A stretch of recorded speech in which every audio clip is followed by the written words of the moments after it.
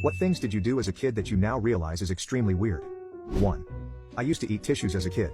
My mum found out one day and yelled at me to stop, as any sane parent would do. So I started eating them in secret, sneaking away with a tissue box to another room to eat a tissue or two. Until one day when I was about 5 years old I had to go to the hospital. I had no idea what was going on, all I knew was that I had trouble breathing through my nose. Before my operation I was in the hospital and I overheard one of the nurses say that they just needed to remove the excess tissue in my nose.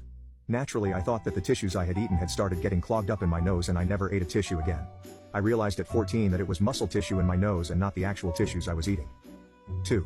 When I was around 8 years old I liked the way clean towels tasted. Something I really enjoyed was putting a towel over a straw and drinking Kool-Aid through it.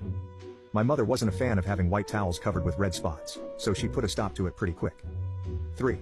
I used to stand in my bedroom window and try to stay as still as possible so the neighbors would think my parents had had a statue made of me. I would stand in different poses too, so they think there were multiple statues which my parents would rotate around the house. The way I saw it, only important people had statues built of them. I wanted the neighbors to know they lived near a pretty important guy. 4.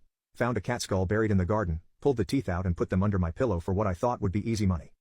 5. In grade 1 we would sit in a group on the floor in front of the teacher while she read us stories. I would sit at the back of the group against the wall and pull my pants halfway down my butt. I liked feeling the cool ground wall against my bare butt. 6. I would add several drops of Tabasco to my unsweetened iced tea.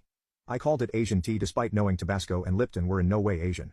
I also didn't like it very much but made myself drink it so that I could understand the Asian community better. Asian friends I have now are still baffled at the connection I tried to make. 7. I used to eat mechanical pencil lead.